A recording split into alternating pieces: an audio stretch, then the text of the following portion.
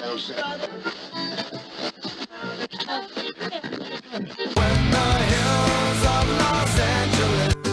Angeles, I'm and most Hollywood nights.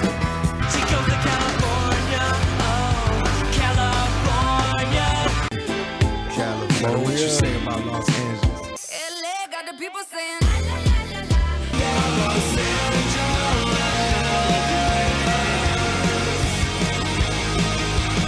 You're listening to Corner of the Galaxy on cornerofthegalaxy.com.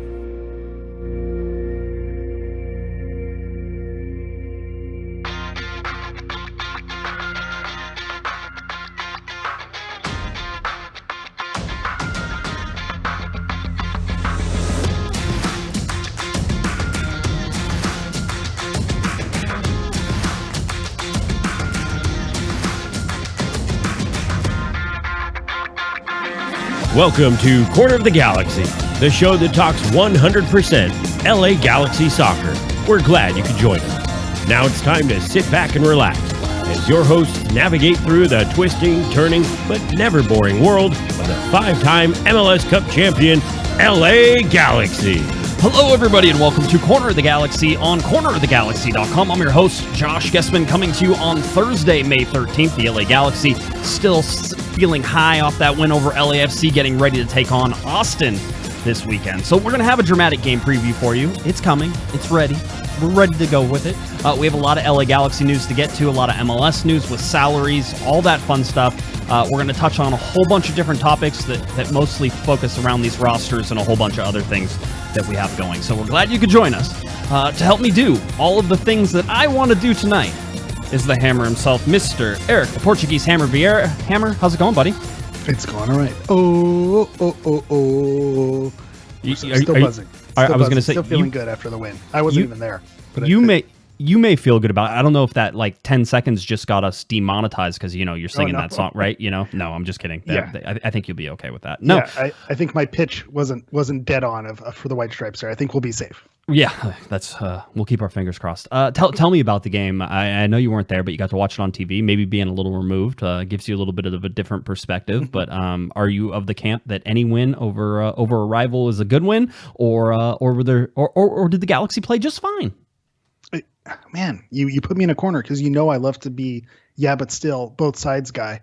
So any win against the rivals is a good thing. So absolutely ecstatic when you beat your rivals, especially during league play this early, to bank away those points and to jump the rivals where you can and stay ahead of them as far as in the head of the standings as you can. So that's a good thing. But at the same time, there was a lot of improvement to be made as well. So the Grading the Galaxy piece that I put out, there was a lot of 5-star performances, but there were also some other performances that I thought, could be improved upon. But at the end of the day, the defense showed up. They didn't fold. I think in other seasons, we've seen the Galaxy defense fold when they're under a lot of pressure, and they were under a lot of pressure, and they held strong. Araujo had an absolutely solid game. It looked like they were going to try to attack his side early on, and he held strong and came up with big tackles, had the most tackles in the match. Williams, his tackle assist, just a thing of beauty. I mentioned it in my piece that if we get into NFTs and start selling those, I heard Sophie talking about it last week, that NFT of him making that slide tackle assist that's going to be a hot commodity. And then Jonathan Bond, you mentioned it on your Monday show, and I mentioned it as well. It's not the saves, but it's the way he played and the presence that he brings. He's just a total upgrade. And then of course, Chicharito continues to score goals. Jonathan Dos Santos having a big moment that hopefully is going to catapult him.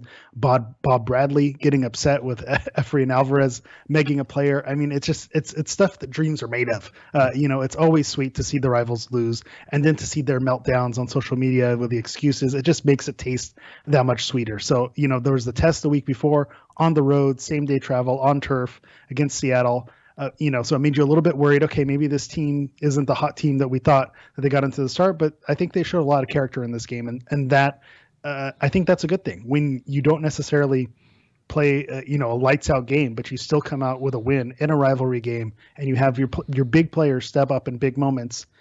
What's not to like? Yeah, there's a lot of good stuff there. Derek Williams spoke today at the media call, and so he was asked about that tackle because we didn't get to talk to him after the game.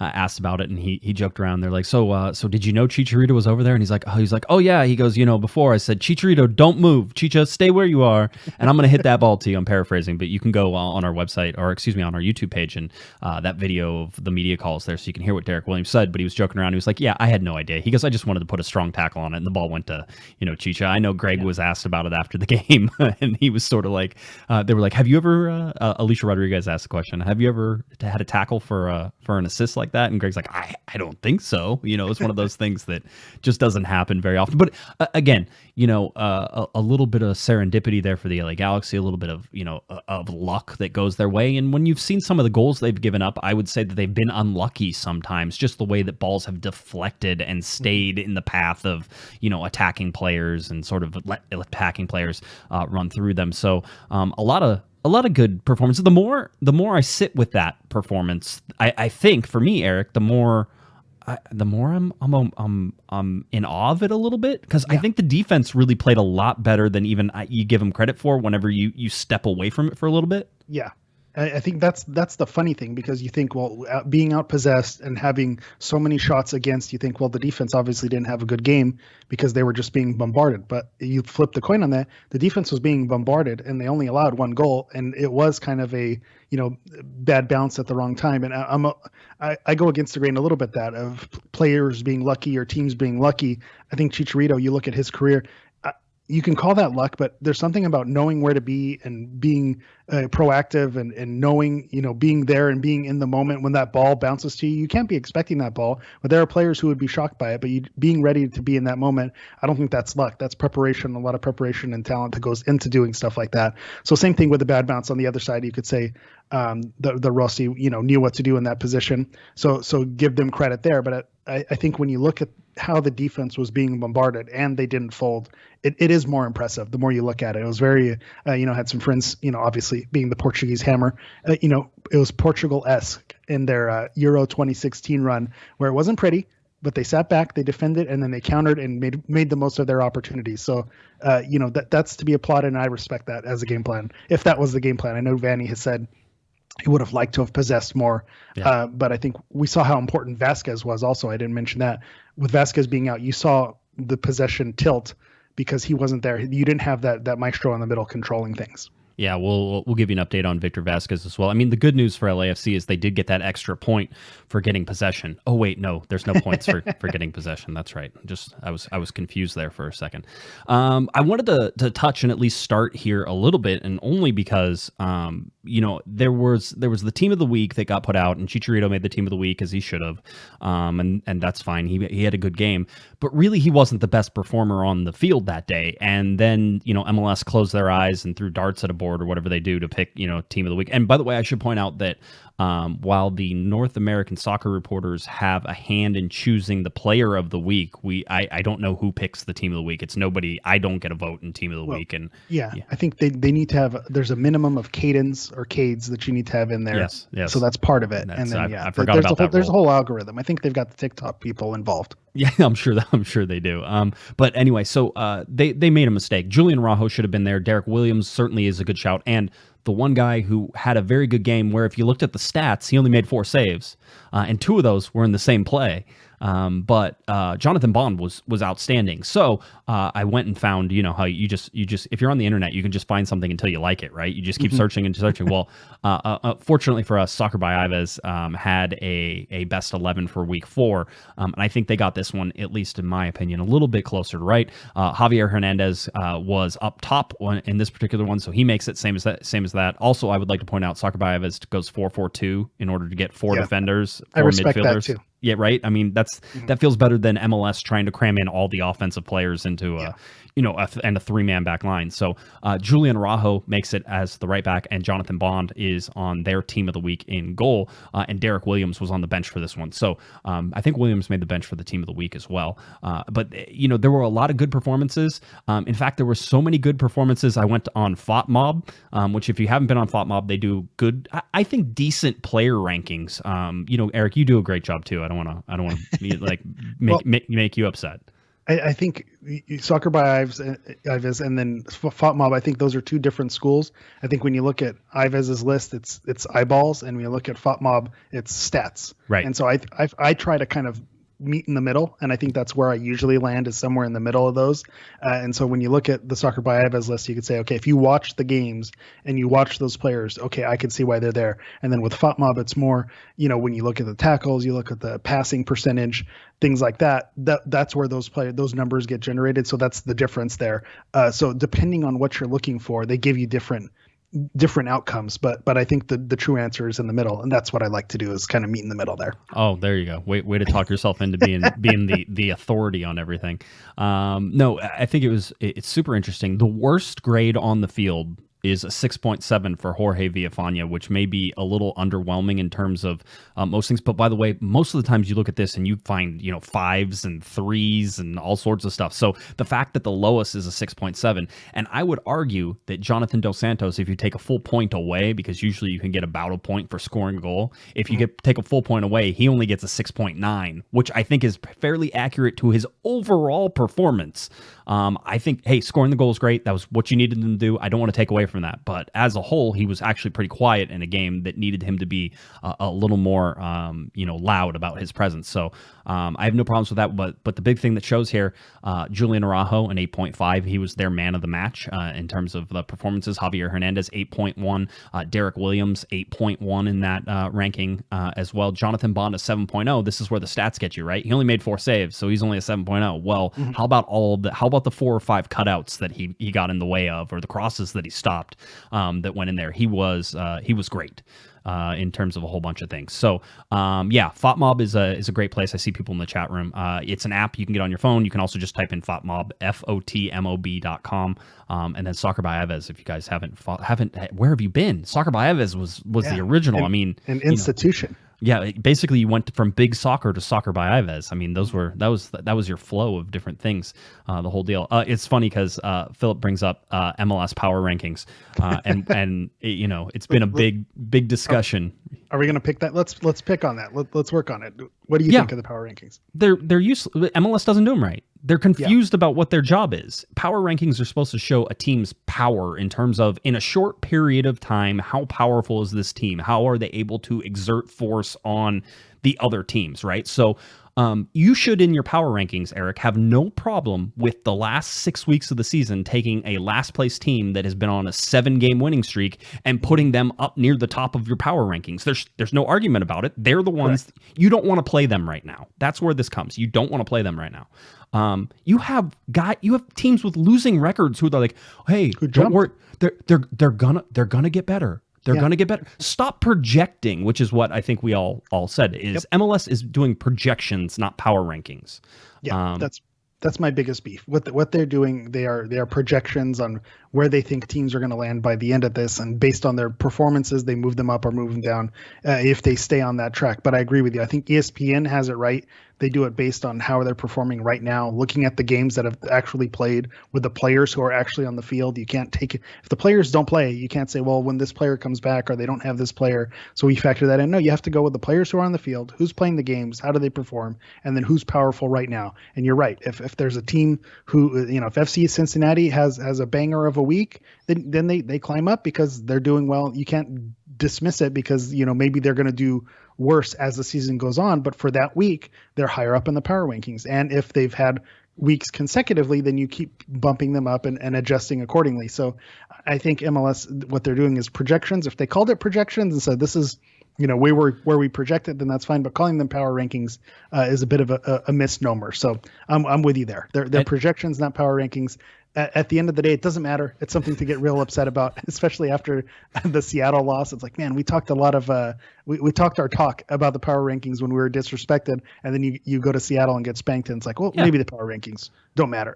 But Seattle being at the top is probably right. That's the only one they got right, though. I mean, the other big problem. Well, you can't argue with it. Yeah. Yeah, the other one that the other problem they have is they have preseason power rankings, which is like they're going to put them in the order they think they're going to do, and then once you start playing games, they're playing against those things the whole time. Whereas ESPN goes, everybody's zeros, and as soon as we see games played, we're going to rank them. Now, I don't think the Galaxy should be one. I don't agree think with that's a correct statement. Yeah. And on ESPN there too, and maybe that's generous. Maybe that's a little bit too high. But at the same time, they've only lost one game. It's been away, and the hot team, they won a rivalry game. So you understand the perspective also. Yeah, it makes more sense, at least in that way. But I mean, the other big thing with power rankings is if you have head-to-heads in power rankings, you really have to take a look at that and say, okay, what does that mean? And in this case, LAFC drops like 3 spots and the Galaxy climb 1 spot, and they're still ranked above each other. It's like LAFC right now has a losing record. They have 1 win, 1 loss, and 2 draws, right? I mean, that's not a good record, right? And you look at a team like the Galaxy who just beat them, and you're still saying, oh, they're below them. And you can say that, oh, this is an argument because it's a rivalry. It's the whole thing. Yes, there is a point, but at the same time, it's a rivalry game. It's a head-to-head game. Use head-to-head games to figure out where people land. But they, like I said, it's projections. Eventually, as I think they said, eventually Carlos Vela is going to come back. Okay, well, you're projecting that. What if he never comes back? Yeah, exactly. Then what? So anyway, it's like preseason anything. Don't have those. John is USC starts at number 25, goes undefeated, finishes number 4, and doesn't make the national championship game. There, yes, I feel you, John. I feel you. Except for USC should always lose, so I don't care about that. I was going to say Boise State would have been a better argument. Yeah, if they go undefeated, it's not fair to them. And who was it? UCF. Those are the schools who get disrespected. Those are the schools that get disrespected for sure. All right. I'm trying to ease into this. I understand what we're about to do is going to cause some people some headaches. And I'm going to do my best, but you have to understand that today was one of the busiest days I've ever had in terms of just regular. I have a real job. I have to do a real job. And then it's been busy at work. So that's one thing. And then MLS Players Union decides to throw 2 years worth of salary details at me, and that will make me melt down every time, because this is one of my favorite things to do is look at salaries and sort of. I mean, it's got a little bit of Christmas, but it's like it's like frantic Christmas. I was going to say I'm a little bit surprised this happens. We don't know when it's coming, but every year the salaries drop, and we're like, all right, it's the salary show. It's on. We're doing it, and you hit the ground running. So I thought you for sure you'd be ready to make charts and be jumping up and down. But you're right. As someone who has a real job as well, it was a busy week for me as well. When you have one of those busy weeks and then it drops, it's like, oh man. And then when it's 2 years, I totally understand what you're saying. You don't have time to make your charts, so no. I understand where you're at. But we'll get there. I mean, I have some charts. I'm not going to say I don't have charts. I mean, of course I have charts. I have charts. Let's go to 2020. Let's start with 2020. We did not think, Eric, we were going to get any information from the MLS Players Union ever on 2020. We thought it would just be a lost year. It would go away, the whole deal, and it would just be one of those things. There would be little blips you'd see my graphs, and there would be this like missing blip somewhere, and it would just be 2020. It would go away. So when they released it, it was really interesting.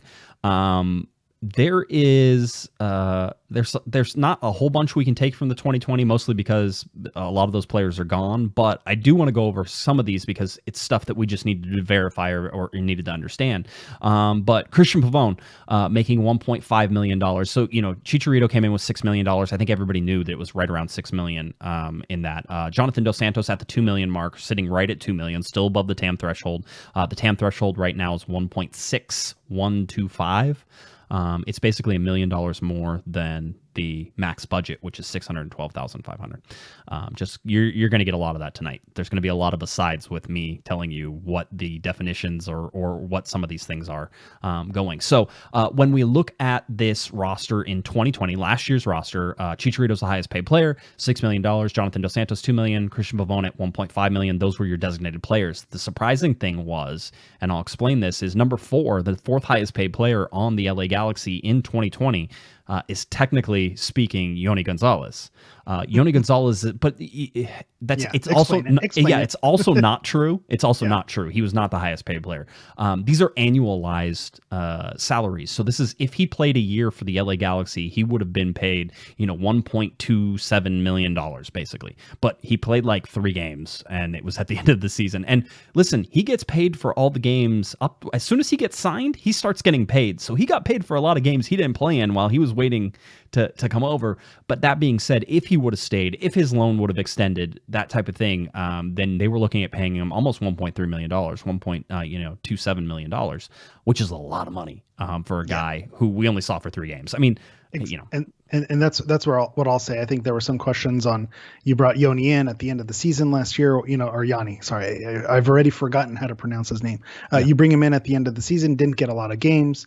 Why didn't they re-sign him? And continue to build and see where you went from there. And then when you look at the salary, obviously it was prorated, so the Galaxy didn't pay all of that. But when you think, okay, we're going to bring this player back, we saw the type of production that he was going to bring in, whether you want to blame coaching or team construction around it, the production wasn't worth a $1.3 million player. So I think the Galaxy were right to let him walk and let him continue to find work elsewhere. Yeah, that seems likely. The other thing that's on this roster for 2020 is Jorgen Skjelvik, still on the roster at this point at 1.15. Now, the Galaxy had to pay that. I don't think it actually hit their salary cap. We talked a whole bunch about that. But Jorgen Skjelvik was there making $1.15 million as a guy who doesn't really play that much. That's incredible. Yeah, we talk about it so much and it's overblown, but it's still incredible to see it on paper. Sebastian Lletget was, I believe this was the first year of his TAM contract, so $898,750, so just shy of $900,000 for him. We talked about Gio Gonzalez, $820,000, roughly $820,000 for his guaranteed compensation. I've explained guaranteed compensation many times, but I'll explain it again.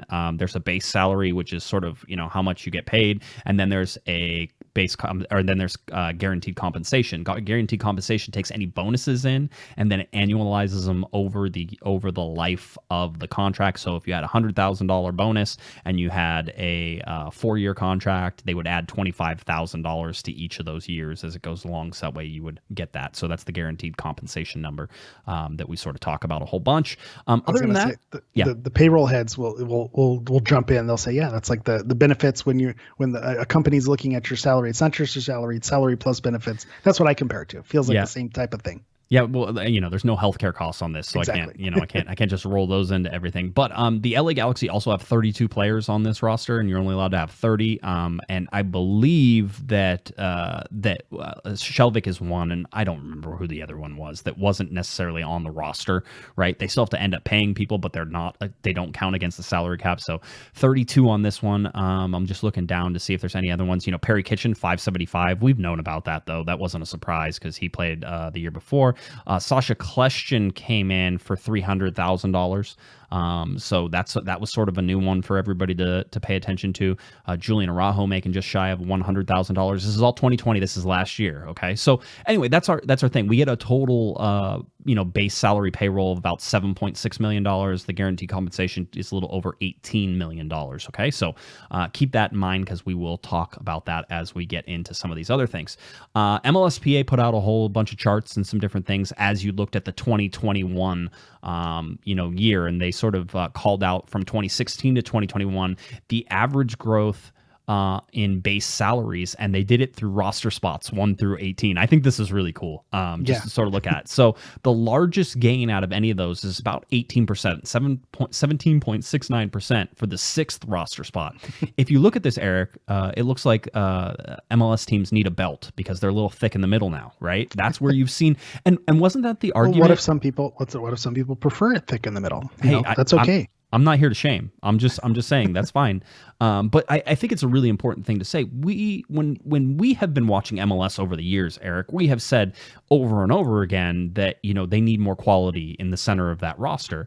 And so what you're seeing is the salary growths in that, 5th, 6th, 7th, 8th, 9th, 10th roster spot growing at more than 15%. I mean, even at the 14th roster spot, you're still at 15% growth from 2016 to 2021. So people are making a lot more money. And as you get down the roster, even, 11% more money in the 18th spot. The really interesting thing, though, for me is the designated player spots, right? 1, 2, and 3.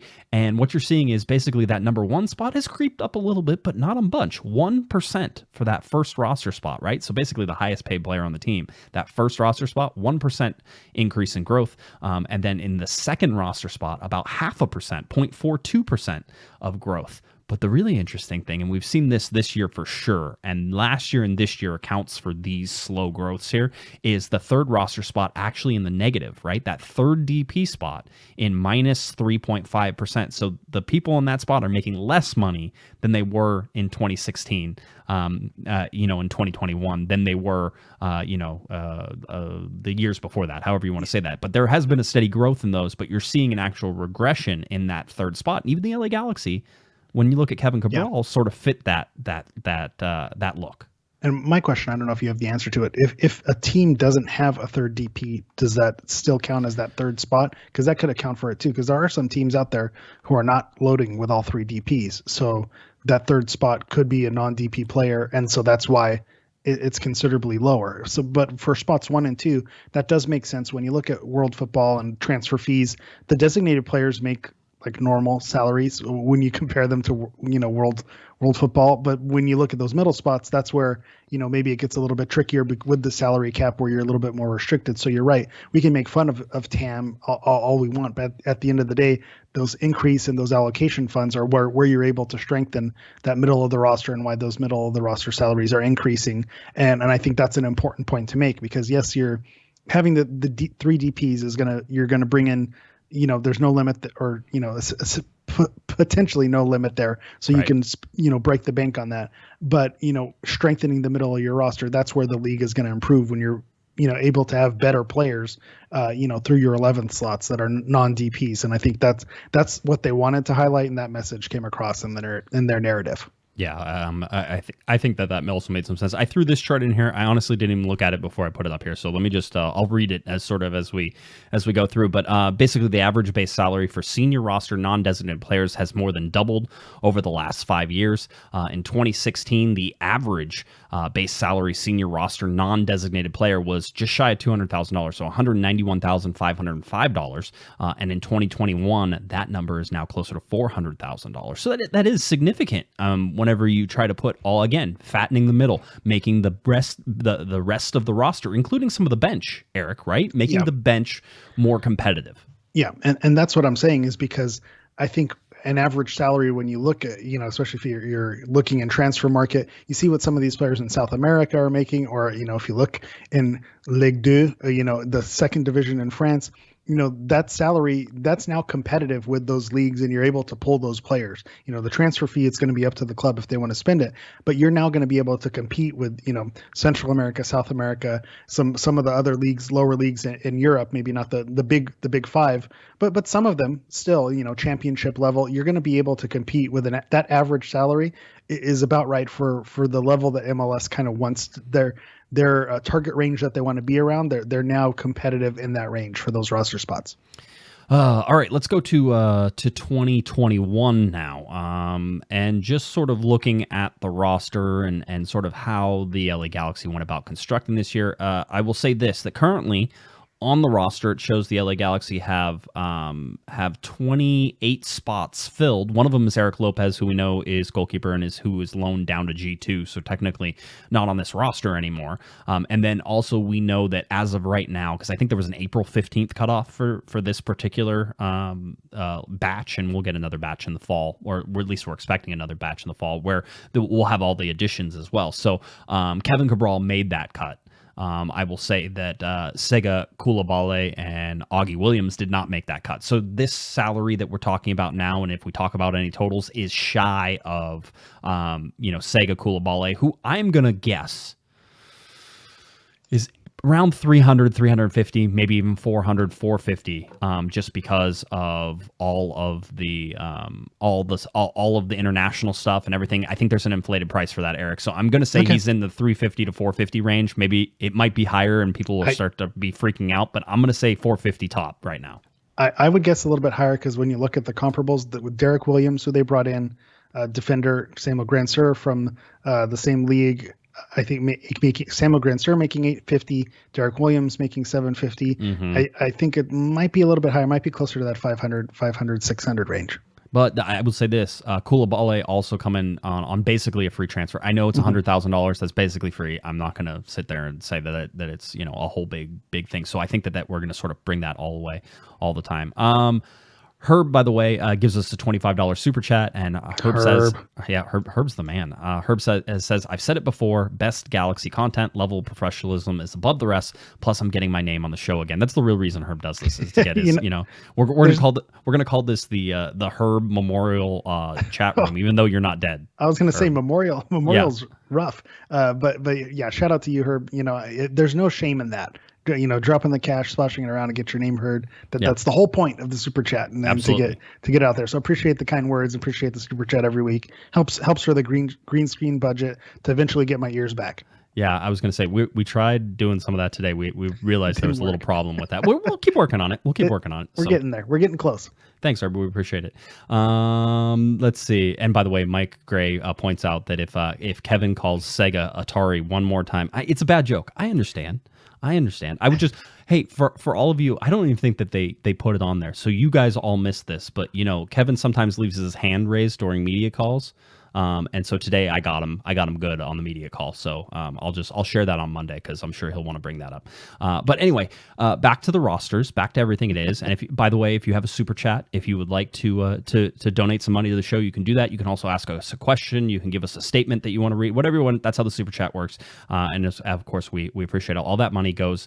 YouTube gets some of it, but all the money that comes to us goes back into the show to buy different equipment and keep things running. So we appreciate that. If we go back to this roster now, Eric, Javier Hernandez at $6 million, so there was no escalator on that. It's the same, $6 million. We know there are bonuses in there for him that can make him the highest paid player in Major League Soccer. Currently highest paid player in Major League Soccer, at least according to the guaranteed compensation. Carlos Vela, $6.3 million. Chicharito is number 2. As we go down, Jonathan Dos Santos stays at $2 million. We talked about any escalators or things that sort of changed with it. There have been no escalators that we can see from last year, so $2 million flat across. Let's get to somebody we didn't know who their salary was, although I'm pretty sure we told you it was about $1.5 million. Kevin Cabral, $1.44 million in guaranteed compensation. So he hasn't played a game yet. He's going to get $1.4 million this year. And we get to see how that plays out. We talked about, I should mention, because everybody's talking about this, Eric, and I don't know if this is true. I've been sort of asking around and looking at, but at $1.4 million, Kevin Cabral is technically under the TAM ceiling, right? That targeted allocation money ceiling, right? Like where we're going with this. So, well, I know everybody wants to go that way. What the idea here and what Eric is hinting at is that you could buy down Kevin Cabral with targeted allocation money and open up a designated player slot if you wanted to. Here's the thing, though. I'm pretty sure we know a transfer fee of about $6 million. I'm pretty sure that takes it out of the TAMable region right now. So his guaranteed compensation may be $1.44 million, but from my understanding, the transfer fee still hits that TAM or would hit that TAM category, and it's one of the reasons he has to be a young designated player. People. Yeah, go ahead. I was gonna say counterpoint with 28 of the 30 roster spots filled, and you look at a lot of those homegrown players, kind of under $100,000 salaries. If there is the TAM to do it, it looks like they might be able to do it. And then with that DP slot, then you can open up and spend a little more. So it's not that crazy, with the transfer fee, and you think, okay, maybe it's not going to happen. But if you look at the other salaries, yes, Javier Hernandez is one of the highest paid players in the league, but you look at the other salaries and it kind of averages out. So that's where you make up the difference. So it's not completely out of the realm of possibility. And then just going back to Cabral and what he's making, look at you don't like to compare, but at the same time, he's coming in essentially filling the Christian Pavone spot, and he's making roughly a little bit more in the salary range. So if you liked what Christian Pavone brought, then they're paying him the salary of someone to produce at that same level. And so that's the way I look at that with his salary. You drop below that designated, and I'll say this as well. This is where it gets technical on stuff. Is people ask about the young designated player and how that sort of works, and that if you brought him down to TAM, that wouldn't you get rid of the U22 spots that supposedly the LA Galaxy can fill?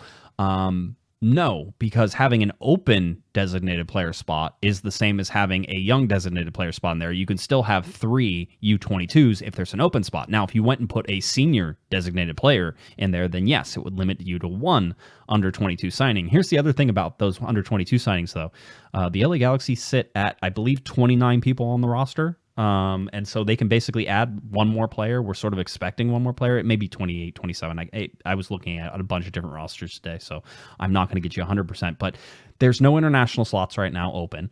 And so if they do bring in another international, as we are expecting them to do, they have to do something to happen. Either somebody has to get a green card, which is allowed this season, but next year you have to have the green card at the beginning of the season. Otherwise, it doesn't count all the way through. So either somebody gets a green card, and it's not going to be Jonathan Dos Santos, so stop asking. That ship has sailed as far as I'm concerned.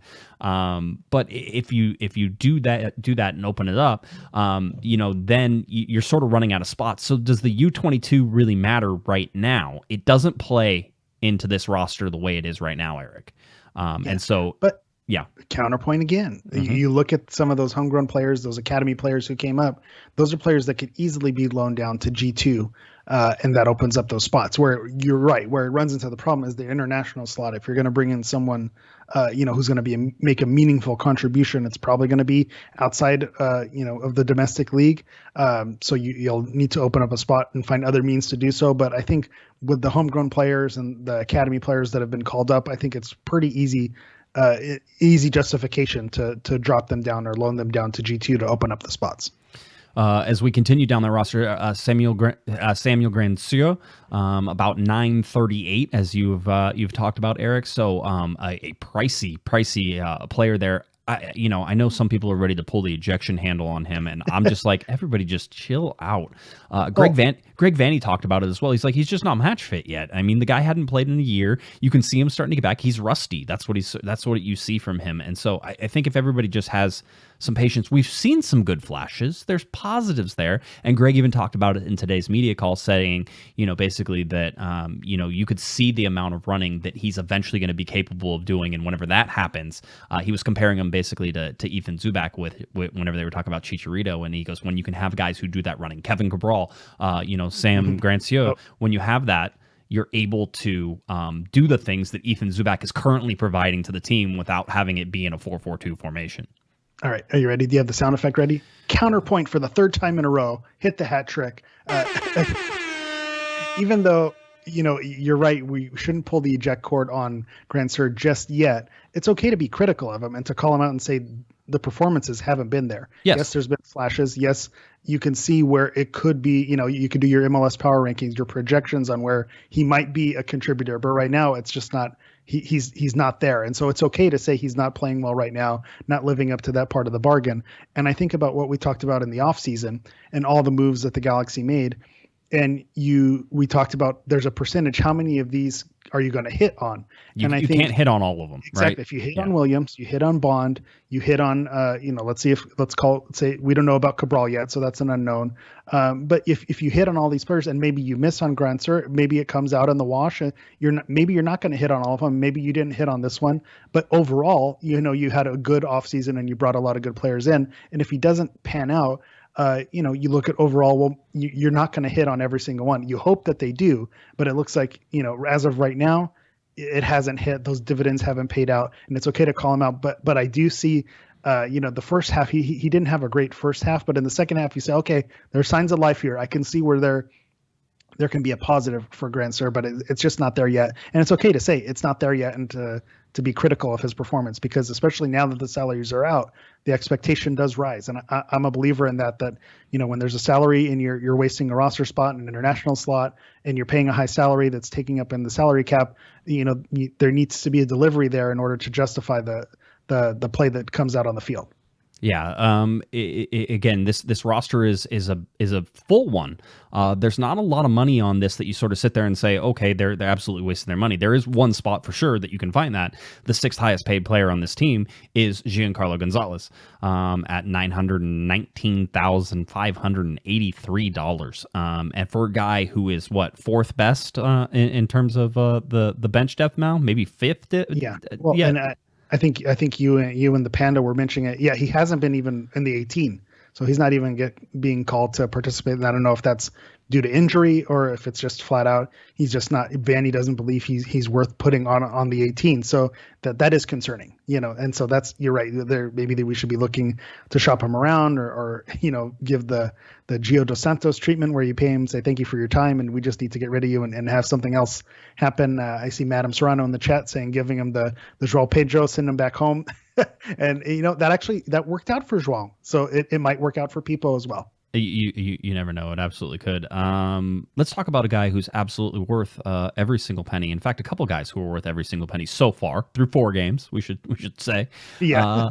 Jonathan Bond, $500,000 with his guaranteed compensation base salary of $450, worth every single penny so far right now. And I have stats that are coming up that will show you how much the LA Galaxy spend on goalkeeping compared to other people. And you're going to be just fine with that $500,000 whenever it all comes out. So there's there. Villafana at $486. I think we knew he had a steep price tag in terms of, an MLS player steep price tag, right? But at $486, and if he's a regular starter, I don't think that's a problem. That's where you land on the end of the day. A regular starter for that price, consistent, you know what you're getting. I think that's another one worth every penny. $439, $440,000 for Victor Vasquez. Okay. So far, I'm like, okay. I think we were hoping that number was probably in the 300 range. But I also didn't expect Victor Vasquez to be sort of the influencer that he's going to be. And I think with them getting the roster more full, and let's talk about this just for a second before as we segue away. With the roster being more full, with more people showing up, with Kevin Cabral, with Sega Coulibaly coming in, with Grand Sierra playing, with people getting healthy, with Vasquez, getting back and getting healthy, that there is a plethora of players for positions here, Eric. We know that. And so I think we have to stop and say that this is going to give Vanny a chance to do something with Victor Vasquez that he hasn't had the chance to do so far, which is put him in situations where you want him to play and maybe give him a different look. Vanny was talking a lot about that today in terms of how each player sort of gives them a different look, and they're all providing different things, and that means he can set the team up in different ways, and he's going to have that flexibility to do that, and so that's really important. So Victor Vasquez for me on that money so far, not a problem. Dan Steres at about $400,000. That's fine with me, no problems. I know there are lots of people who just fell over clutching their chest. You're fine. Sasha Kleshin at about $250. Just going back to Steres, the same thing with Villafana. MLS veteran, you know what you're getting. I think with Steres, that's fine. I'm fine with that price. Yeah. Sasha Kleshin, $250. $250, and a guy, I imagine, if I remember correctly, here, let's just go back and look, because I haven't got to do the comparisons between the two yet. That was one of the things I ran out of time for. And so 307, so basically took a pay cut to come back again this year. And who knows, maybe it declined in his contract that way. But however that looks, Sasha Kleshin, a little bit less money than he was making last year, which is always an interesting sort of look. O'Neal Fisher at 150, yes please. Jonathan Perez 150. So some of the young guys, Julian Araujo around 150. 146, Danilo Acosta 135, Ethan Zubak 133, Cameron Dunbar 116, Efrain Alvarez 114 for Kranis, 103, Neal 103, and then you get into the senior sort of roster spots, or at least the some of the league minimums and different things. Adam Saldana at 87,000. That's a deal right now. For as many games as he started, you're already getting your money's worth out of a young Adam Saldana. Mm-hmm. Kai Koreniak at 85,000, Vom Steeg at 85,000, Depew at 81,000, Harvey at 81,000, and Klinsmann at 81,000. So that's your 2020 roster as it pans out. Ben in the chat says, biggest surprise for me with the salaries is how the goalkeepers stack up. Bond making big money, Klinsmann less than Vom Steeg. There was a whole bunch of different there's a whole backstory with Klinsmann coming in and sort of wanting to stay with the team and doing a whole bunch of things. I think perhaps there was some issues, and this is all hearsay, but I'll repeat it on a show that talks about rumors all the time, that that Jonathan Klinsmann, that being related to Jorgen Klinsmann, had helped him get into the door in some places, I think in Germany, but also that caused some problems in that as well. And so the Galaxy probably doing him a solid in terms of giving him a place to land, giving him a place to play. And I think it's good for the LA Galaxy to have him as a backup. That doesn't bother me as the number 2. And I think to Ben's point, it makes it kind of laughable when Bond was brought in. We're like, well, is he going to be the number 1? Klinsmann kind of showed a little bit of promise. Maybe he can fight for that number 1 spot. But when you look at the salaries and you see Bond's play, he's clearly the number 1, and he's worth every penny in that slot. With Klinsmann, I think there's a little bit of a hometown discount as well. We know Jorgen Klinsmann, in the latter stages in his career, lived in Southern California and this region. So that's where, Jonathan Klinsmann kind of is familiar with the area. So there's a little bit of a hometown discount in order to stay in the area, maybe stay close to family. He's willing to take a little bit less of a salary. And someone like Stieg, who's been with the team longer, naturally his salary is going to increase. You saw it with Zubac, with Dunbar, with Perez. If they've been with the team a couple of years, their salaries naturally increase. And it goes back to the same thing with Sasha, with Kleshin. Is a local boy, wants to settle roots in the area. So, taking a little bit less, but, getting to lay down roots in Southern California, it's not a bad thing. You understand why they maybe take a little bit less, to live in Los Angeles, and especially if they're from the area and want to be close to family. Let's have you been able to pay attention to any of the things that people were saying about all the like the max spenders, the highest spenders in the league, or anything like that? Can I ask you to guess, and can we play that game, Eric, or do you know some of these answers? I was going to say I do. I'm known to scroll through Twitter on some downtime, but like you with a normal job, I wasn't able to dive deep, so I don't know who the top spenders are going to be. Toronto's always at the top. Toronto's so number 2. They're still there. Toronto's number 2. Who's number 1? Who else spends a lot of money? Seattle. No. With how they've performed, they're not at the top of the list. Nope. Who else spends big? I don't know. You got me. Is it a surprise? Is it someone who's not doing well? It's a new team. Is Austin? Austin wouldn't be up there. No, it's not Austin. The Galaxy have already played them. Is it the Red Bulls? No, they're not new. They're not new. Oh, Miami. Yes. Yeah, Miami spends a lot of ridiculous money. Yeah, that makes sense. All right, let's go to the total spenders here.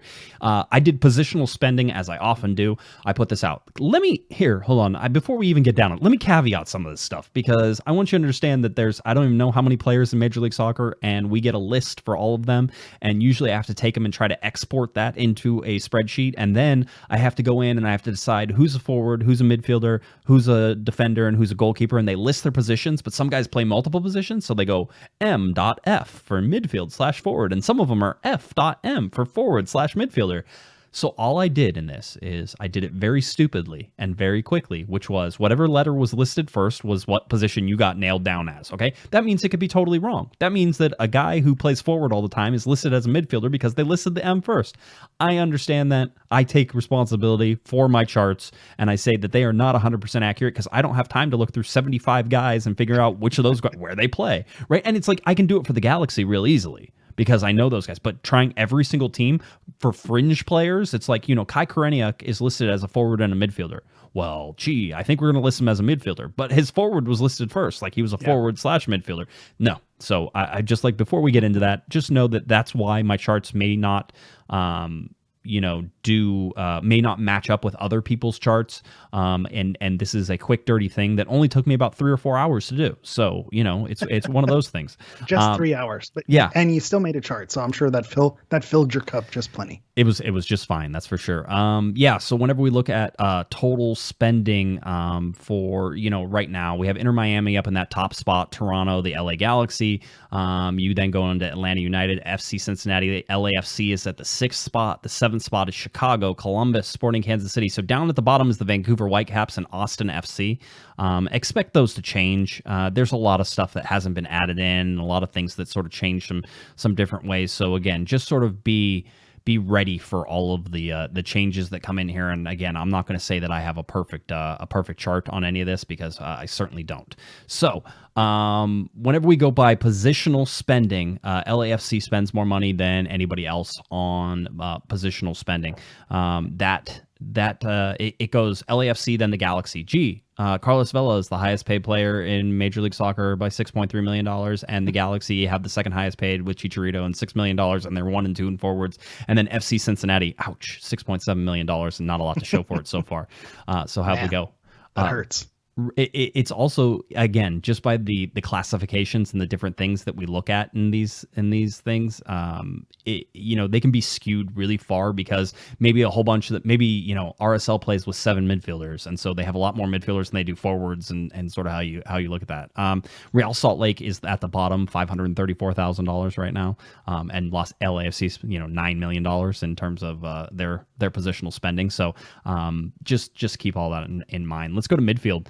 One where I think you would say the LA Galaxy should be closer to the top, and they're not. Toronto has one of the most expensive midfielders. I'm showing about $8.8 million. New England at 7.3. Real Salt Lake at 7.2. Remember, didn't we just talk about like Real Salt Lake being down at the bottom of forwards, and then they have a bunch of midfielders again? So, it sort of balances out in some of these cases. Columbus at 7.2.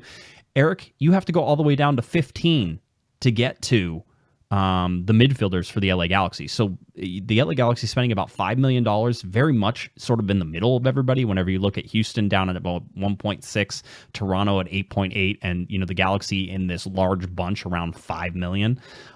So at 15, that's where the LA Galaxy sit in terms of spending on midfielders. Does that surprise you at all?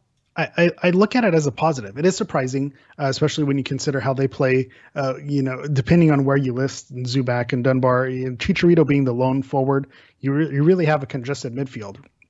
There's a lot of players who occupy midfield slots. So the fact that they're not near the top and they're still able to get decent production so far, I think it's a good thing. This means the players that they've brought in, they're able to bring value at a lower price. So I think it's a positive. So it is surprising that they're lower on the list, but I don't think that's a bad thing. And when you look at the offseason, where they needed to improve was the defense and the offense. And so if they're spending more money there, they had midfield pieces. It's just maybe adding one or two small tweaks here and there. I'm okay with them landing towards the middle. Are you nervous about whenever I bring up the defense? Because yes. We've seen the LA Galaxy have one of the most expensive defenses in the last 3 years, and got relatively little for that. So if you were going to guess, are the LA Galaxy in the top 5 of spending on defense? Looking at with Pipo, I would guess they'd probably be in the top 5. Okay. You're sure they're in the top 10 though? For sure. For sure on the top 10. Okay. Yes. I feel like you're tricking me. They're number 1. Are they number 1? No, they're not. They're number one, aren't they? No, they're not number 1. At least not according to my charts. And by the way, they said that I spelled Houston wrong. I don't think anybody cares. And the 3 Houston Dynamo fans who are really upset about that can write me in some way. Well, if you were from New York, it'd be Houston. So there you go. There you go. So who cares? It doesn't matter. And yes, I did on every single chart because they're just copies of each other, and I just moved things over. Top spenders on defense right now, Atlanta United, who just got Alan Franco, by the way.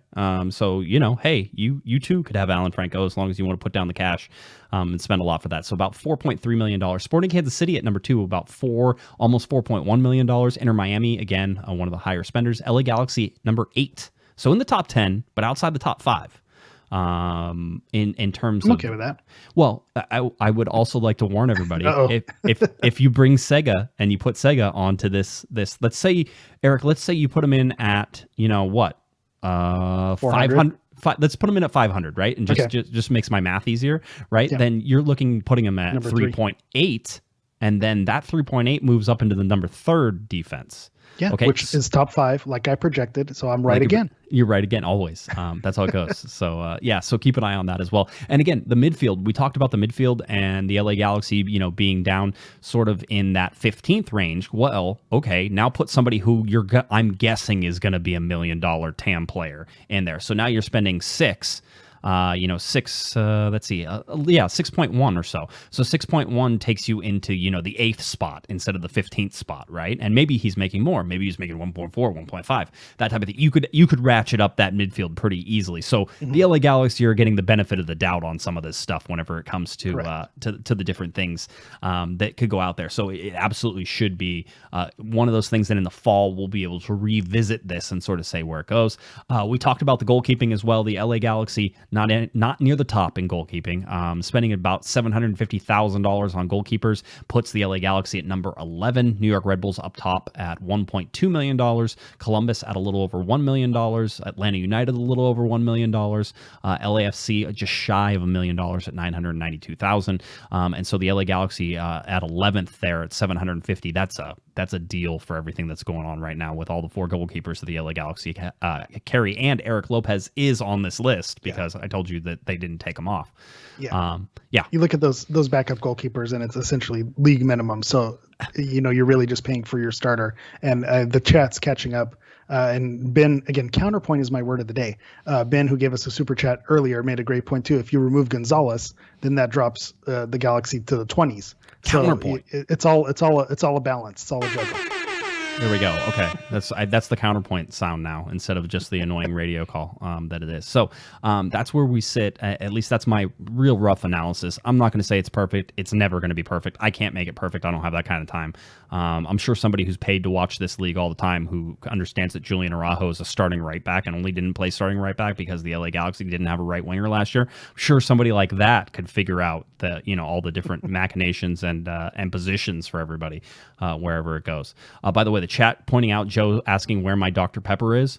Yeah, it was one of those days where I was so busy that I don't have a drink for. I'm basically flying without a wire tonight. I would just like to point that out. So nothing to drink for me. And if I lose my voice, that's it. It'll be over. The podcast will end. It'll just be quiet. It'll fade to black. Yeah, and Joe also asking where my Starbucks is. I went iced coffee from home this time around. So no Starbucks today. That's right. We're on a budget. Got to mind the budget. When the salaries come out, we're on a budget. We got to do the coffee from home. It's going to be a good time. All right, let's get to. I'm trying to see what else I have. I have a whole bunch of other stuff, so I just want to make sure I covered all the rest of the things in there. Let's go to the media call a little bit today and just talk about what we learned. One is that Derek Williams loves Los Angeles. Eric, he says that he loves the city, he loves the people. He said that his wife and their daughter really enjoy it too. That they go to walks and they can go down to the beach and down to the water, and it's just amazing. And you can tell that that's just so big for him that mom and daughter are happy and that he's able to do this. And then they asked him about MLS and he goes, you know what? He goes, people over in Europe give this league a bad rap. And he goes, this league is a lot better. Yeah. Well, I'm like, duh, we've been saying it, it's one of those. And other players who have come to this league have said the same thing. You've had players who come here and they say, I don't know why. I think it's just that American bias. Players come here and they say, oh, they don't know how to play. It's different. But when the players come here, they realize it's not so bad, especially when you think about, the championship, second division France. I don't imagine it being that different, especially when you look at some of the DPs that other players bring in, especially for a defender. It's not a walk in the park. It's not like walking to the beach for Derek Williams when he steps out on that pitch in MLS play. So I'm glad that he says stuff like this because that's important to get that narrative out. My good buddy John Rojas also asked him a great question, sort of said, a lot of South American players see this, but do you see it when you're coming, which is, do you see the different tactics? Like, a lot of times in the English Premier League, the tactics are fairly the same. Across the league, there's not a huge variation. Yeah, some people play differently, that type of thing. But one of the things about Major League Soccer is that there is a large variation in tactics. I mean, look at how the New York Red Bulls play. Look at how San Jose plays, right? Look at how Seattle plays. Everybody plays these very distinct, different sort of styles. And yeah, there's a bunch of copying. There's almost 30 teams in the league. Not everybody can play their own style. There's a limited number of styles. But Derek said, oh my God, he goes, yes, absolutely. He can see that. He can see the different styles, the different tactics.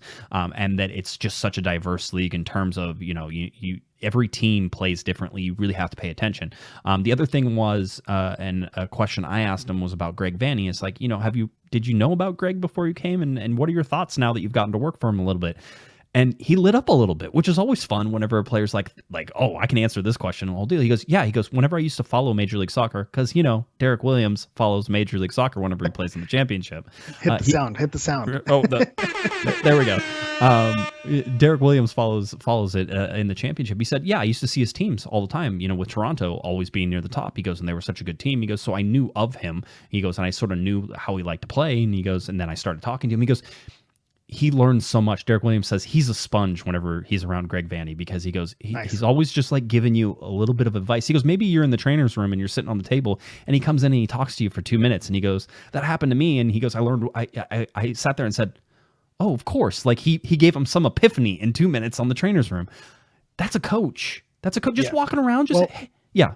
Well, beyond being a coach, and this is my favorite insight that we took when we got to interview Greg Vanney, is he comes from a family of teachers. And coming from a family of teachers myself, there's always a teachable moment, whether you're taking out the garbage or replacing the coffee filter. There's always something, a teachable moment, an opportunity to give some advice. And so I think, I'm going to, speak from my own bias here. I think that's something, if you grow up with that, you have that instinct to dish it out the same way. And I think that's what you're seeing. And Derek Williams kind of confirms that as well. Just fun hearing.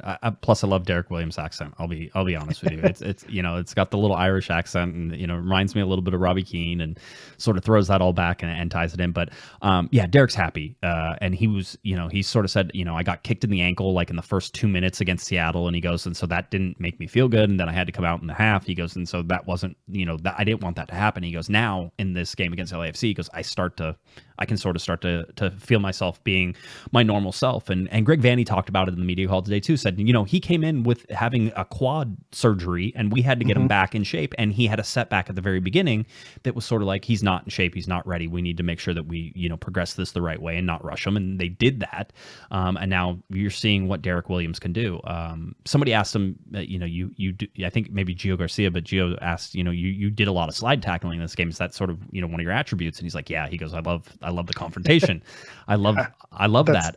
Yeah. That's what made me feel things when I watched them play. I know it's the way too soon, it goes against the Hammer motto of don't peak too soon, but just watching them play, you got that Jelle Van Damme vibe that, just kind of a big bruiser is going to go in there, is going to slide tackle, he's going to fight.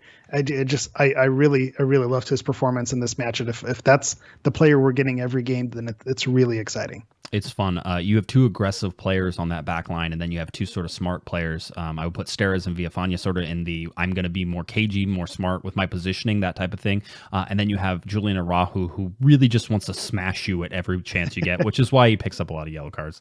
Especially against LAFC. Yeah, the big joke there was that, and Chris Glidden, who's on the PR team of the LA Galaxy, can have fun with some of the younger players whenever they're messing around on the press conference. And he said, Julian Raw has to go now. He has to go get a haircut, and because I'm sure Julian wasn't, and his new hairstyle will be debuted against Austin. I wouldn't expect it to be crazy. Julian was laughing. It was sort of a nice joke, but if you go and see, that's the joke there. So I mean, a lot of good stuff on from Derek Williams. Just. He's happy to be here, and he loves the vibe that's going on with this LA Galaxy team. Everybody is repeating this. I think it's like fight like brothers or like brothers is sort play of like their brothers family. Play like brothers. It seems to be this motto, and they're all repeating it. And you could say that's some brainwash stuff, right? But it's also motivational tools. They believe it at this point. It's speaking it into existence. If you keep saying it and you keep living the mantra, you keep repeating these things. There's a reason why people have daily affirmations and say things out loud, because you speak these things into existence. And you kind of mentioned it on the Monday show as well, and I reposted it on Instagram. The bike ride, such a little kind of thing where you maybe throw that away, but those little things are important. The good vibes, the good feelings, riding the bicycle, everyone getting along, even PR department making jokes about haircuts. When everything's feeling good, right? Better things happen on the field also. The Jonathan Bond with his little basket, the Bondy basket on his bike. That's great. If you haven't He's seen always that video, ready to save something, right? Yeah, that's right. That's right. A kitten, a turtle, maybe that crosses the road, he'll save it. No problem. Put it in his basket right along. If you haven't seen that video, you should try to find it. I'm sure somebody captured it somewhere. I think actually, shout out to Mike. I think Mike Gray did a little write up on his website on that topic as well. So shout out to Mike Gray. He's in the chat lurking. Yeah, he is. He's always lurking, which is good. We love Mike.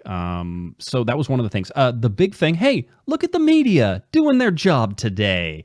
Injury status, Cabral status, Koulibaly status. Oh my goodness, it's almost like there's a whole bunch of professionals doing this. Not whenever they're playing LAFC, by the way. Can't talk about that stuff whenever it's LAFC. But against Austin, we can figure once again how to parade our way through. It was El Terrifico week last week. It was El Terrifico week. It turned out to be an El Terrifico week, that's for sure. So Cabral status. Kevin Cabral has been training with the LA Galaxy all week. Greg Vanney.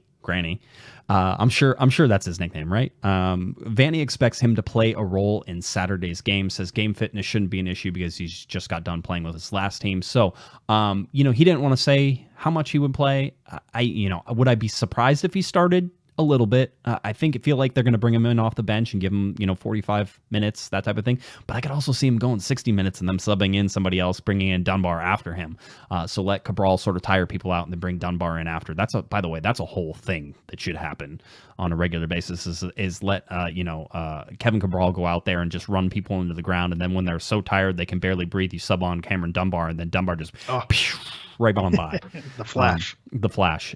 So, between those two, I think that's going to be really interesting to watch. Just Kevin Cabral. He talked about Koulibaly, Sega Koulibaly, and his visa stuff. This was funny because Vanny started with, he goes, this visa paperwork stuff is going to be like the death of me. He goes, trying to keep track of all this. He goes, it's driving him crazy, just as everybody else, just so you know. It's just like yourself and listeners of the show, we've learned a lot more about the visa process over the last few years than I think we've maybe wanted to. Yeah. The Vanny says that he has the visa has been approved, and then you have to go to the consulate and get it like stamped on your passport and like signed or whatever it is, and then you can go. Okay. But they have the approval now, they have the appointment, and if everything goes well, they're hoping that Sega Koulibaly is here sometime next week. So that's good. But he also said, but we've seen that before, type of thing. He goes, I'm not going to tell you that's locked in and how it goes. We just need another clerical error. That's all the Galaxy needs. That's all it takes. You dot an I, that you dot a J that look like an I, and it's all over. An accent over the G instead of the E. We'll end up in big trouble. It's done. He'll end up in the wrong country. That's what will happen. So that's that. Injury wise, I asked Greg Vanny about Victor Vasquez, about how he's been doing. Apparently, he has been recovering. Greg calls it going through some progressions, which is really interesting. When you hear Vanny talking about progressions, what he's talking about is different steps that they take in order to get player back into game shape, right? And so it's like, hey, you need to run on the side. That's a progression that you make. And then the next one is, hey, you need to do some light training by yourself. Okay, that's the next progression. It's like these little things, these little check marks that you can say, we're working you back into fitness and the whole deal. So Vasquez has been going through those progressions. He trained with the team fully today, and we're doing this on a Thursday, but that only gives him one day to sort of recover, see how his body and his groin, this is a groin injury, reacts to training fully today. Vanny said that they really wanted to test him out on Friday to see if, he could cross the ball at full speed and not have any discomfort. Like, you really need to be well with your injuries and feel comfortable with that. Especially for what he does, that's being able to cross the ball is kind of important, especially with how he delivers those dimes that he has been to Chicharito. So I think it's important to have him at full fitness. If you read the tea leaves, we saw a few weeks ago with Saldana not training with the team fully until later in the week.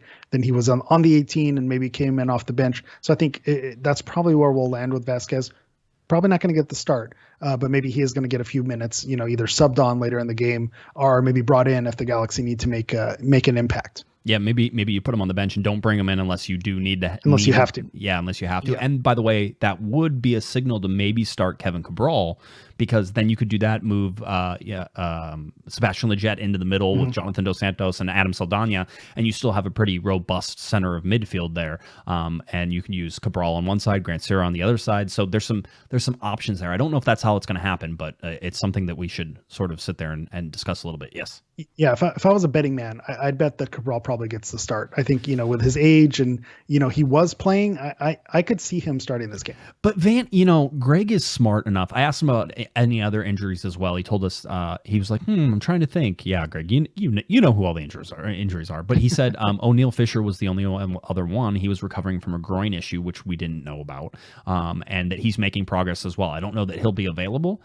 He may be off the bench as well, type of thing. But it's nice to have that backup in that position if indeed he is. But we learned about that just by asking a question. What do you know? That's what you're supposed to do, right? God. Yeah. O'Neal Fisher, by the way, will be joining the Jamaican national team.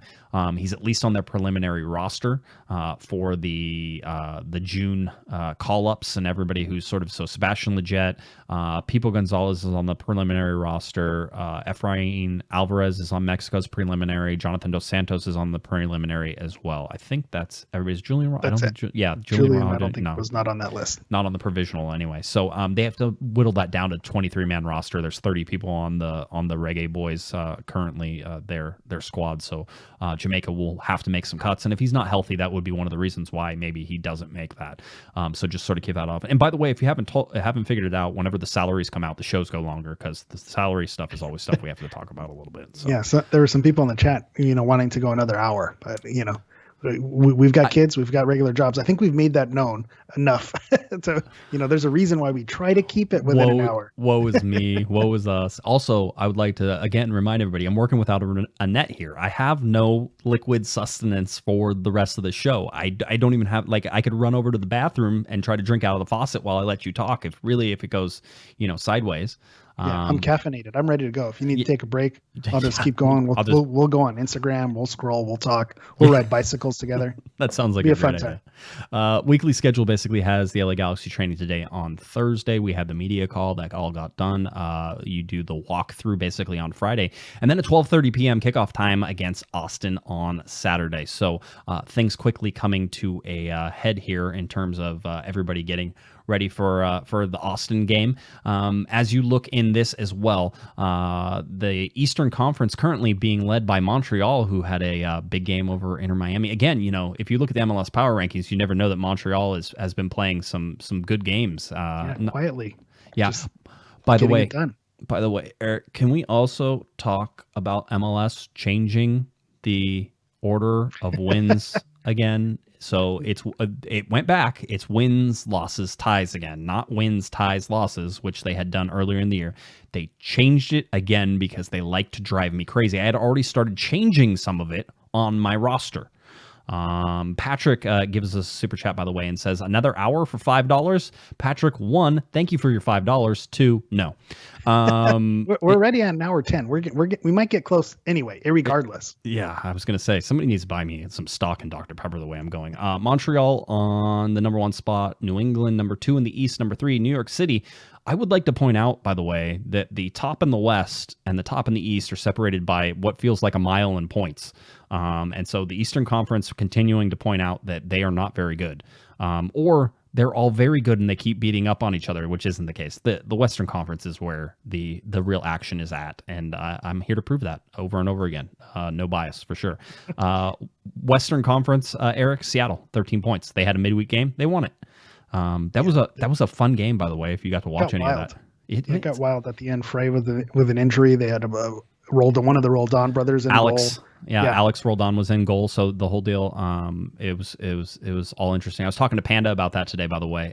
He was talking. He goes, why? We were sort of discussing, should you save a sub for late in the game in case there is that injury, the whole deal. And it's yes and no, right? Because it happens. So, how many times can you remember a goalkeeper, a field player having to play goalkeeper off the top of your head?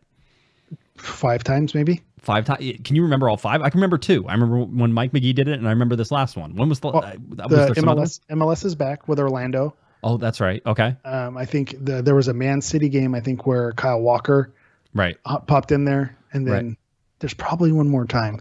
I'm sure there's other ones. I'm sure it happens. Okay, right? so 4. So I was able to do 4. But out of all the thousands and thousands of games played, that's a pretty low sort of. Which yes. Almost makes the argument for the emergency goalkeeper sub. It almost should be outside of the 5 because it happens so rarely, and you hate to put your team at a disadvantage. I'm okay with it. I like that rule. Goalkeepers only sub, you get 1, and they just work it out from the side. I like it. More subs make the game exciting. Put your best product on the field. That's where I land. Christian Gomez, by the way, says both of the roll downs are from Pico Rivera, and I would like to correct your spelling. It's Pipo Rivera. We all know that we changed the name whenever Pipo Gonzalez got here. Pipo was over Pico at one point. Well, I remember when that happened. That was a whole thing on here as well. So anyway, that's the standings. I want to get to the Western Conference. Just LA Galaxy sit in 3rd place in the Western Conference, 9 points. Should they win this weekend, they need to sort of win to keep pace with some of these midweek games that are starting to happen. The LA Galaxy don't play any midweek games until June, so still plenty of time. So there's going to be the LA Galaxy are going to have some games in hand and some other things that are sort of coming. So don't freak out about any separation that sort of happens with any of that. The real focus is and should be on this game coming up this weekend. So Hammer, I know we're sort of going in there and getting ready for this Austin game. I just should we kick off Austin? Are we ready? Is there anything else we want to talk about before we get to this Austin game? I'm caffeinated. I'm warmed up. I'm ready to go. I've enjoyed the conversation, but let's do Austin. Let's get ready to roll. Okay, so we're going to do a dramatic game preview. The Hammer has this one all set up for everybody. So, Hammer, we'll give you a little second. Everybody take a deep breath, and then we'll rock and roll. So here we go. Hammer with the dramatic game preview, previewing the LA Galaxy's home match against Austin FC coming up this Saturday, 12:30 p.m. kickoff time. Let's get to it.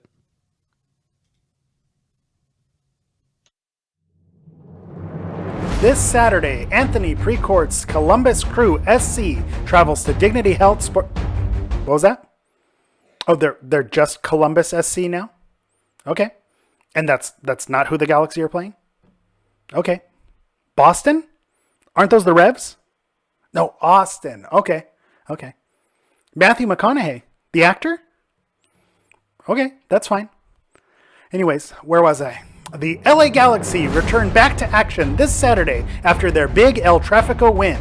They'll once again be sporting their tech green community kits at home as they take on the Fighting Verde of Austin FC. Will we see the Galaxy debut of their new French signing Kevin Cabral after his visa paperwork felt like time was in a flat circle? Will Chicharito keep living, man? Livin, because he keeps scoring goals and the homegrown players, they stay the same age. Let's hope that the Galaxy don't make a wrong turn and everything continues to go all right. All right.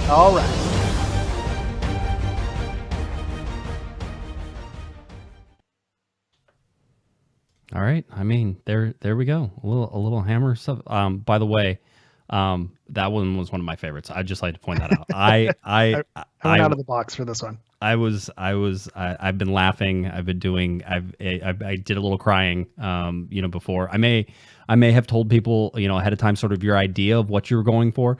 And you hit it out of the park. So congratulations. That was a good one. Thank you, sir. Yeah. You don't want to get stale with these. You want to mix it up every once in a while. I had fun with that one. Thank you for indulging me. Yes. and playing along. Yes, of course. All right, the LA Galaxy taking on Austin FC. The first time these teams have ever met. I can tell you what the records are. 0-0, right? I mean, that's always an easy one. That's an easy one. Austin has been playing well. I don't think anybody can say that they haven't been playing well. They've gotten the results. Greg Vanney talked about them a little bit earlier as well, and just sort of said, they've played some good games. 2 wins, 2 losses for them in 4 games. Haven't played a game at home yet, which I think is coming in June of sometime, whenever they finally get to play at their new stadium, which looks very nice.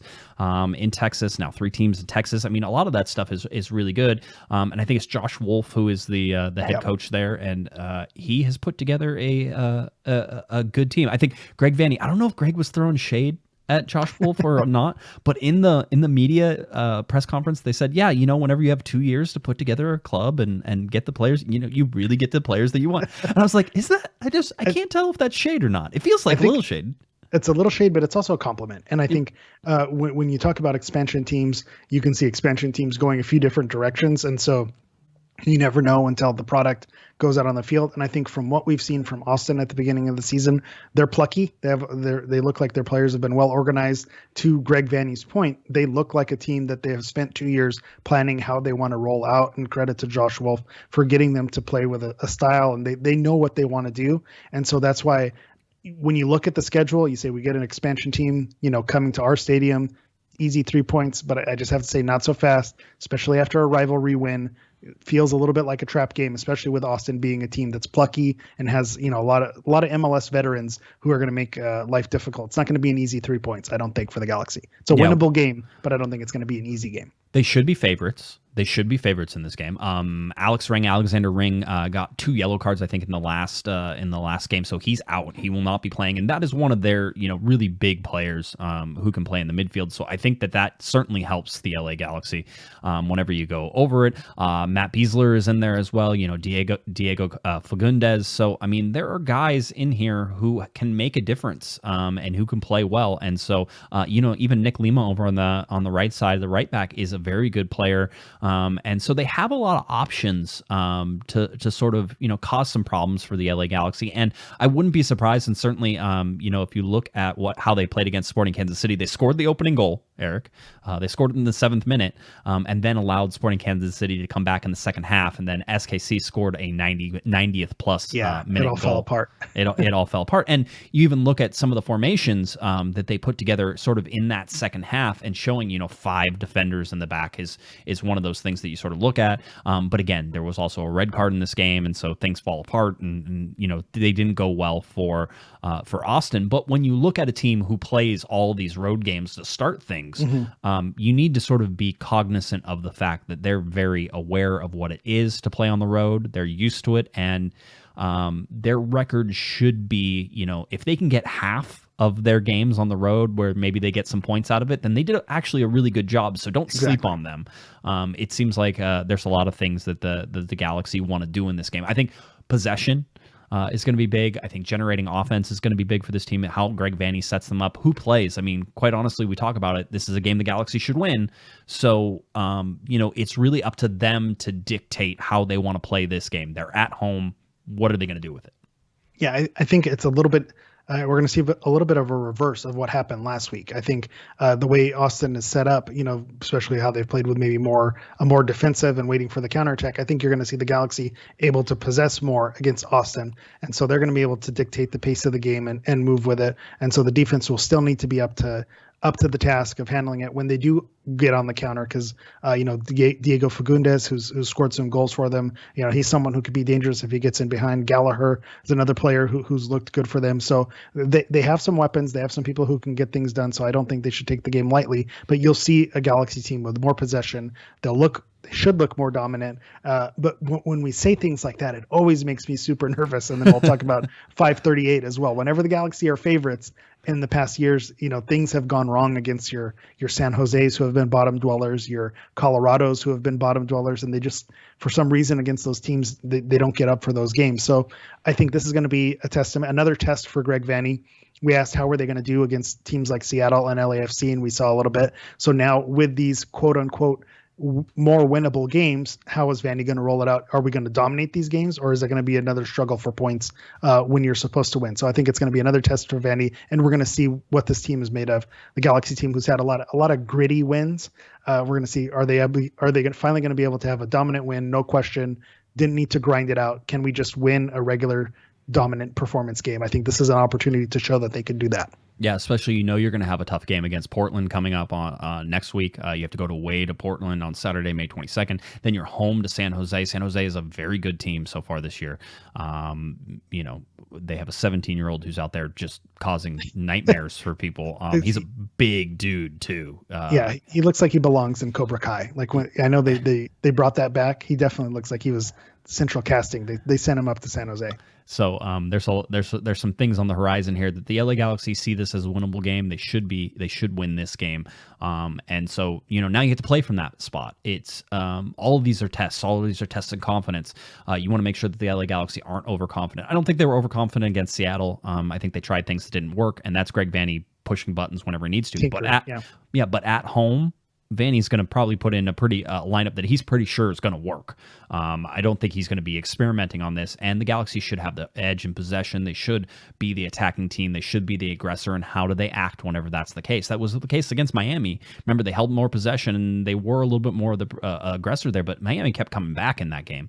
Again, this is just another step along the path in terms of checking off all the boxes, making sure. And we've seen this. This is not like this is going to be everybody wants to say, this might be an historic start. It's not, because 2019 had a similar start where we were all like, oh my God, one of the fastest starts in LA Galaxy history. The LA Galaxy have to win this game if they want to be even on the 2019 pace. So just understand where you are in the history of the LA Galaxy is that there have been teams who have won these games, these early games, and gotten out to a head start, and that helps. And so this is a good way to be going, but you need to beat Austin in this. So what did 538 say? 538 really likes the LA Galaxy. They're giving the Galaxy a 52% chance to win. They're giving a draw 24%, and then a loss or Austin FC win at 24%. So, coin flip that the Galaxy are going to win the game outright, and then 0.25% chance that they're going to draw the game. So, 75% chance roughly that they're going to come out with at least a point. And so whenever that happens, that's when it all goes wrong. So we'll see if the Galaxy can break the 538 curse. 538 also thought that LAFC for sure was gonna win. That's why I don't like this. That's how it goes. I mean, I would like to point out somebody predicted the correct score of the LA Galaxy LAFC game, and it was me. I had 2-1 on that, and so I think that in this particular case, this should be a 3-1 win for the LA Galaxy. I see them being able to score goals. I want to see the defense though. If you want to see progress in this game, show me a clean sheet from the LA Galaxy's defense, because they made a big step against LAFC. Now do it against a team that you should be able to dominate and push around, who doesn't have sort of their middleman who pulls all the strings and does all of the things that they want. Because Alexander Ring, if you look at the passing charts, certainly is front and center in that, and he will not be available for this game. So that's where I sit. What do you think? Well, it's like you're reading my mind with a clean sheet. I think this is the opportunity for the Galaxy to flex their muscles and for the defense to get that first clean sheet of the season. So I do think they are going to get a clean sheet. I think, 2-0, get that insurance goal and just dominate and coast to a win. That's what I'd like to see. Maybe without Alex Ring in there, maybe it becomes a 3-0 and becomes, you're able to really bury the game and then just kind of possess and run the clock out. So I think a 2-0 game is a likely outcome. And I'd be very pleased with that, obviously. Yeah. I like that. That's a good solid win. Just make it a no doubter, right? It's one of those. You score one in the first half, score one in the second half. The game is over in the 70th minute because you're controlling the ball and they never touch it. They're never going to get any chances. Yeah. Bring in the Johnny Perez victory cigar at the end. Let's make it happen. All right, sounds good. That's where we sit there for that. The game is at 12:30 p.m. This game is being broadcast on Univision. I believe that they dual broadcast this on Twitter as well. So if you want the English version, you can either use SAP or on Twitter is usually in English. So just a heads up if you're not going to be there. Big news with the CDC announcing that basically fully vaccinated people should be able to go around outside and inside without masks on. I would tell everybody to just pump the brakes in terms of what that means at the stadium. You're going to be wearing masks this weekend, so prepare to wear your mask, and there should be no increase in attendance as of right now. Now, down the road and what happens with that could be a game changer. We'll see where that's at. I will talk to the LA Galaxy on Saturday whenever I'm there. And big news from the corner of the Galaxy folks here, Larry Morgan will be at his first game in a very long time. So Larry got an approved credential. It's been really limited space with a lot of things, and so Larry got one in there. Yeah. No offense to Larry. It was probably easier to get into the Austin game than the LAFC game. It is. And that's coming from me. That's very relatable. I was able to get credential for those, the Colorados of the world. Yes.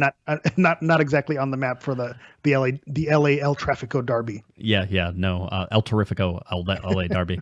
I will not be there. I will not be at the home game on Saturday, May 29th. I'll actually be traveling that day. So you probably won't hear from me at all that day. And then the LA Galaxy go on a little bit of a break. So expect some breaks in the podcast after that Saturday, May 29th. We'll have a little bit of breaks there while I go gallivanting around the East Coast so I can visit some family that I haven't seen in a little while. So we're going to do that with the family, and I'm sure I'll be going crazy. So it'll be a lot of fun. It'll be hot and sweaty, absolutely guaranteed. So just keep that in mind. But Larry will be at that game Saturday, May 29th.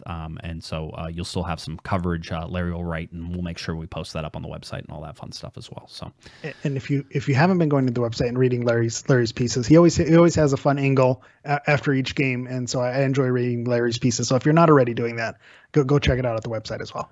As always, for those of you who have been paying attention, Monday shows are now live as well. So if you'd like to join us on Monday nights, YouTube channel, you can find it. We are live with the Panda as well. So we do live shows on Mondays and Thursdays now. Why not? We did all the work as like it was live on Monday, so might as well do it live on Monday. So as always, we appreciate your super chats and everything else that we have ongoing there. Eric, anything else we're getting to, or we're done? We're done, right? We're done. Okay. We're done. I feel good. Hour and a half, salary show. Okay. Matthew McConaughey references. We're good to go. Okay. Tell people where they can find you. Let's go. All right. As always, you can find me on Twitter at HammerEV. You could also find me on Instagram at Galaxy Profile. That's Galaxy PROFOUL. All right. And if you're looking for me on Twitter, it's at Guesman, JGUESMAN, and of course at Galaxy Podcast. head on over, cornerofthegalaxy.com, videos, articles, all that fun stuff. Check out our YouTube channel, subscribe, like, review, all that fun stuff. Thank you for the super chats tonight for everybody who joined us in the chat room and the live show as well. Enjoy the game on Saturday. I will see you out there. Saturday, May 15th, 12:30 p.m. kickoff time against Austin FC. Games on Univision. All right, that does it for Eric, the Portuguese Hammer Vieira. I'm Josh Pato Guesman. You've been listening, you've been watching to Corner of the Galaxy on cornerofthegalaxy.com. Have a great one, everybody. You've been listening to the Corner of the Galaxy podcast on cornerofthegalaxy.com. You can follow the show on Twitter and Instagram at Galaxy Podcast. And be sure to check out and subscribe to iTunes, Stitcher, and Facebook by searching for Corner of the Galaxy. Fans, we thank you for listening, and we ask that you be kind and courteous to your neighbors as you leave the podcast. We thank you for joining us and look forward to seeing you again. Until then, I'm Michael Araujo, and on behalf of the entire Corner of the Galaxy crew, goodbye, everybody.